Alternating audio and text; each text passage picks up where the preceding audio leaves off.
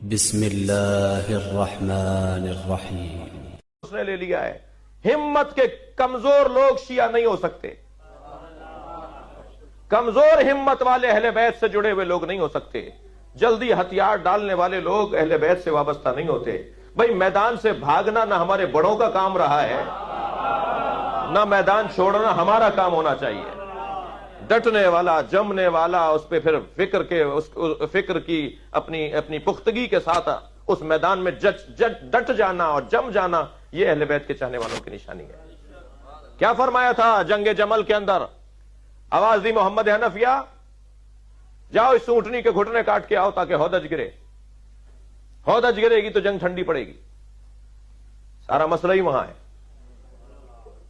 محمد حنفیہ اتر آئے، تیار ہو کر باہر آ گئے، ہاتھ میں تلوار ہے، ڈھال ہے، زرہ پہن لی، خود پہن لیا سر پہ۔ آئے بابا کے پاس، بابا اجازت؟ حضرت نے فرمایا 3 اصولوں کو ذہن میں بٹھا کر جاؤ، 3 باتوں کو اپنے ذہن میں بٹھا کر جاؤ۔ سب سے پہلی بات یہ جو اس وقت میرے مضمون میں ہے، انظر الی اقصی القوم، آخری دستے پہ نگاہ رکھنا۔ جی اگر تمہاری نگاہ پہلے دستوں پر ہوگی تو کبھی آخر تک نہیں پہنچ پاؤ گے۔ تمہاری سوچ اگر چھوٹی ہوگی تو آگے نہیں جا سکو گے۔ انظر الی اقصی القوم، آخری دستے کو دیکھنا کہ آخری دستہ کہاں کھڑا ہے، مجھے تو وہاں جانا ہے، تم کون ہو؟ جو سامنے آئے اسے کہنا تم کون ہو، مجھے تو وہاں جانا ہے۔ انظر الی اقصی القوم، آخری دستے پہ نگاہ رکھ کے میدان میں اترنا۔ اور دوسرا اصول یہ کہ قید قدمیک تزول الجبال ولا تضل، جب تم نے اپنے مقصد کو بلند کر لیا تو میدان سے بھاگنا بڑے مقصد والوں کا کام نہیں ہوتا۔ جتنا بڑا مقصد ہے اتنی تمہاری ہمت بھی ہونی چاہیے۔ اپنے پیروں کو زمین میں ایسے گاڑ لینا، قید قدمیک، دونوں پیروں کو زمین میں ایسے گاڑنا کہ تزول الجبال، پہاڑ تمہارے سامنے سے ہٹ جائیں، ولا تضل، مگر تم نہ ہٹنے پاؤ۔ پہاڑوں کو ہٹاؤ، پہاڑوں سے زیادہ اچھا مولا نے پہاڑ کی مثال کیوں دی ہے؟ کیا پہاڑ ہٹتے ہیں؟ جی پہاڑوں کا ہٹنا زلزلے کی صورت میں، اور وہ بھی کس حد تک ہوتا ہے، کتنا ہوتا ہے، لیکن مولا سختی کا بتا رہے ہیں کہ اتنے سخت اور اتنے مضبوط وجود بھی تمہارے سامنے سے ہٹیں مگر تم نہ ہٹنے پاؤ، تم پہاڑوں سے زیادہ مضبوط ہو کر دکھاؤ۔ تشبیہ ہے نا، یہ تشبیہ ہے جی، تزول الجبال ولا تضل، پہاڑوں کو ہٹاؤ اپنے سامنے سے، تم نہ ہٹنے پاؤ۔ پھر فرمایا جب تم یہ 2 کام کر لو گے، یعنی 2 سوچ اپنی بنا لو گے، ایک تو آخری دستہ، ہدف بلند، دوسرا تمہارا مقصد یہ کہ تم میدان میں جا رہے ہو واپس آنے کے لیے نہیں جا رہے، تمہیں مکمل کام کر کے واپس آنا ہے، تو پھر کامیابی تو تمہارا مقدر ہے۔ تمہارے گلے میں ہار ڈالا جائے گا، پھول ڈالے جائیں گے، تمہارا استقبال ہوگا، مرحبا آفرین کی صدائیں بلند ہوں گی، شاباش اور جیتے رہو کی آوازیں بلند ہوں گی۔ اس وقت تمہارے ذہن میں خیال آئے گا کہ تم نے کچھ کر کے دکھا دیا ہے، وہیں سے تمہاری ناکامی شروع ہوگی۔ لہذا وَاعْلَمُوا أَنَّ النَّصْرَ مِنَ اللَّهِ، اپنے آپ سے کہنا کامیابی اللہ نے دلوائی ہے، میں نے کچھ نہیں کیا، تاکہ آئندہ کے لیے تیار رہ سکو۔ صلوات پڑھ لیں محمد و آل محمد۔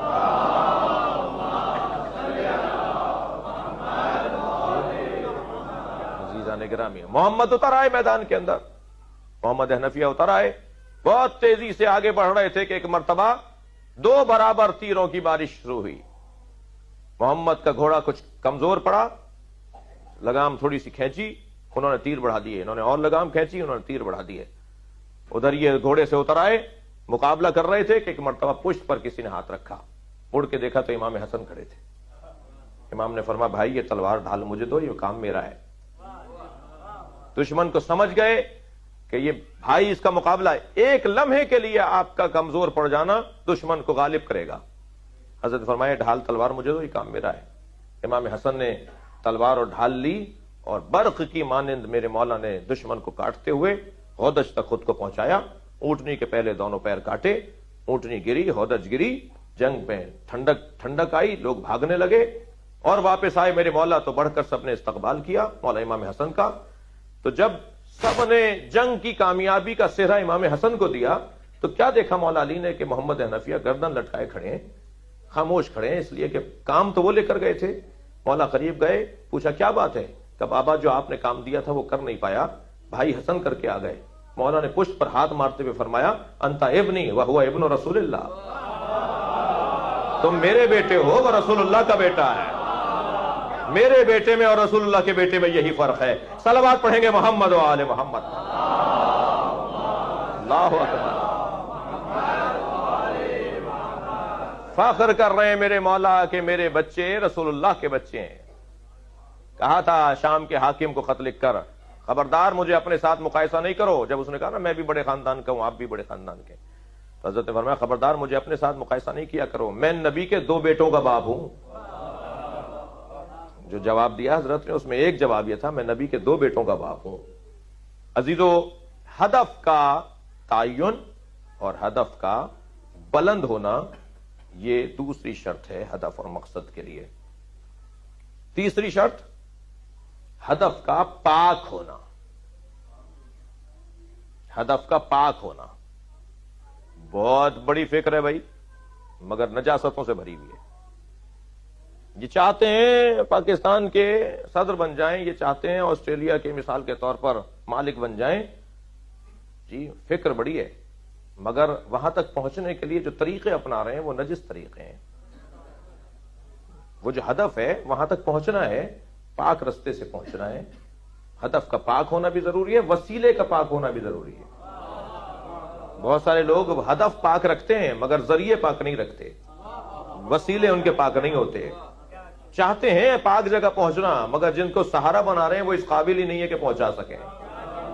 جی بہت بہت مشہور مثال, جناب ابو ہریرہ نے دیکھا کہ ایک شخص آیا ہے اکے سے پیاز لے کر آیا ہے. اس کو بتا دیا تھا مکے کے اندر پیاز کا فقدان ہے. کاروباری تھا, تاجر تھا, کہنے لگے پیاز لے چلو وہاں پر جا کے بیچیں گے. وہاں پہنچے تو پیاز تو پہلے ہی زیادہ تھی وہاں, تو اب ان کی پیاز تو کوئی خرید ہی نہیں رہا تھا. آ گئے کہ جی میرا سرمایہ ضائع ہو رہا ہے, میرے پیسے ضائع ہو رہے ہیں, میں واپس تو لے جا نہیں سکتا, یہاں تو مارکیٹ ہی نہیں ہے پیاز کی. کہنے لگے جی مسلمان کا نقصان نہیں ہونا چاہیے, ہدف بڑا پیارا ہے, مگر مسلمان کا نقصان نہیں ہونا چاہیے, اس کے لیے وسیلہ کیا اپنا رہے ہیں؟ نبی کے اوپر ایک حدیث لگا دی. قال رسول اللہ من اکل بصل اکتا فی مکہ وجبت لہ الجنہ. جس نے اکے کی پیاز مکے میں کھائی اس پہ جنت واجب. ساری پیاز بک گئی, اس لیے کہ نبی نے فرمایا ہے کہ اکے کی پیاز جو مکے میں کھا لے. جی تو ہدف کتنا اچھا, ہدف اتنا اچھا کہ مسلمان کو نقصان نہ ہو, مگر وسیلہ کیا؟ نبی پر ایک حدیث باندھ دی, نبی سے ایک حدیث کو منسوب کر دیا. تو یہ صرف ایک ہی تو حضرت نہیں تھے, جی آج بھی تو بہت سارے ایسے ہی حضرت ہیں. جی آپ اگر خفا نہ ہو تو ایک جملہ سن لیں, اور اگر خفا ہوں گے تو میری صحت پہ اثر نہیں پڑے گا. جی آج بھی تو ہمارے ہاں بھی تو مسئلے ہیں. جی ایک ہی آدمی کو ہم لیے بیٹھے ہیں. بھائی صلح حدیبیہ پہ شک کرنے والے اس خیمے کے لوگ تھے, صلح امام حسن پہ شک کرنے والے تو ہمارے خیمے کے لوگ تھے. ہمارے لوگوں نے شک کیا تھا امام حسن کی صلح پر, ساتھ چھوڑ دیا تھا. وہ کون لوگ تھے؟ صلوات پڑھنے ذرا محمد و آل محمد.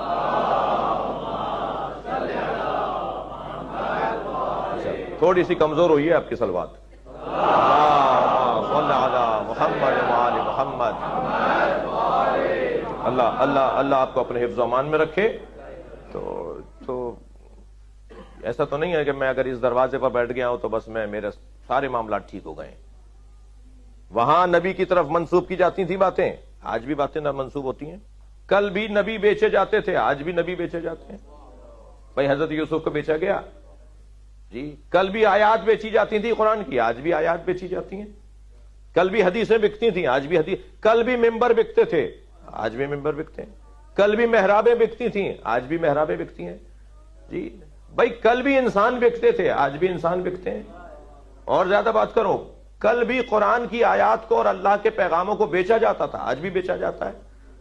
بچوں نے پکڑ لیا نبی کو, نہیں جانے دیں گے, نہیں جانے دیں گے. سرکار نے جیب میں ہاتھ ڈالے تو اخروٹ کے دانے تھے حضرت کی جیب میں, لے کے چلے تھے گھر سے. شاید اندازہ تھا کہ مجھے لوگ گھیریں گے. حضرت نے اخروٹ کا ایک ایک دانہ ایک ایک بچے کو دے دیا. جیسے جیسے دانہ اسے اخروٹ کا ملتا رہا, نبی کو چھوڑ چھوڑ کے جاتا رہا. اصحاب سے خطاب کر کے حضرت نے فرمایا, دیکھا انہوں نے اخروٹ کے عوض مجھے چھوڑ دیا. کل اگر اخروٹ کے عوض بچے چھوڑ سکتے ہیں, اور آج پیسے کے عوض میں اگر نبی کو چھوڑ دوں, دولت کے عوض اگر میں نبی کو چھوڑ دوں, تو مجھ میں اور اس میں کیا فرق ہے؟ بہت مشکل ہے. ہدف کا پاک ہونا لازم ہے. بھائی وہ سفر جو معصیت کے سفر ہوتے ہیں, ان میں مسافر کے احکام جاری نہیں ہوتے. دقت چاہوں گا, میں اگر کراچی سے فرض کیجئے ملتان تک جا رہا ہوں 3 دن کے لیے, تو میں 10 دن کا سفر سے کم کا سفر کرنے پر مجھے 2 رکعت نماز پڑھنی ہوگی, ہر 4 رکعت 2 رکعت پڑھنی ہوگی. ایسا ہی ہے, کیونکہ میں مسافر ہوں. لیکن اگر میرا سفر معصیت کا سفر ہو, گناہ کا سفر ہو, تو نماز مجھے پوری پڑھنی ہے, روزہ مجھے رکھنا ہے, اس لیے کہ سفر ہی گناہ کا ہے. بھائی کو مارنے جا رہا ہوں, ابا کی توہین کرنے جا رہا ہوں, فلاں چور کا ساتھ دینے جا رہا ہوں, فلاں ڈکیت کی مدد کرنے جا رہا ہوں, یہ معصیت کا سفر ہے. اور معصیت کے سفر میں شرعی حکم یہ ہے کہ وہ سفر کا حساب تو تم سے علیحدہ ہوگا, نماز یہاں تمہیں پوری پڑھنی ہے, اس لیے کہ یہ جائز سفر نہیں تھا. اگر مقصد میرا پاک نہ ہو تو احکامات بھی تبدیل ہو جاتے ہیں. صلوات پڑھ لیں ذرا محمد و آل محمد.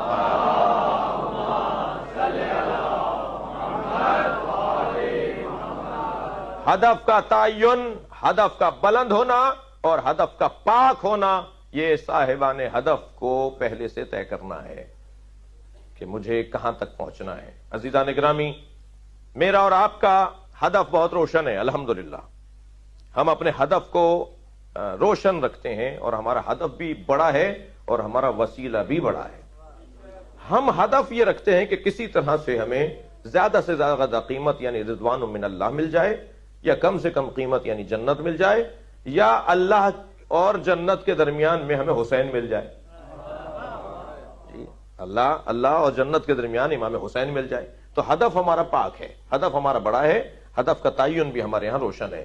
اب ہدف تک پہنچنے کے لیے جو ہم نے وسیلہ اپنایا ہے, اس کی ایک تصویر کو مجلس اعزا کہتے ہیں.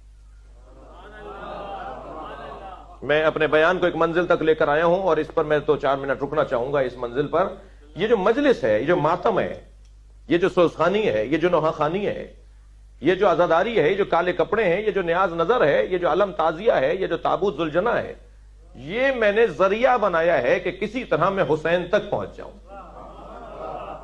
کسی طرح میں امام سے جڑا رہوں. اور امام سے جڑنے کا مطلب ہے اللہ سے جڑنا. میں قریب تر ہوتا جا رہا ہوں, کیونکہ اللہ, رسول اللہ, علی ہم طول میں مانتے ہیں, عرض میں نہیں مانتے. ہم انہیں اللہ, رسول اور اہل بیت کو برابر برابر نہیں مانتے, اوپر نیچے مانتے ہیں. فلسفے میں اسے طول کہتے ہیں, اسے عرض کہتے ہیں. ہمارا یا اللہ مدد کہنا بھی ٹھیک ہے, یا رسول اللہ مدد کہنا بھی صحیح ہے, یا علی مدد کہنا بھی صحیح ہے. اگر آپ ہمارے لیٹسٹ ویڈیوز کے بارے میں جاننا چاہتے ہیں تو ہمارے چینل کو سبسکرائب کریں اور بیل آئیکن کو پریس کریں.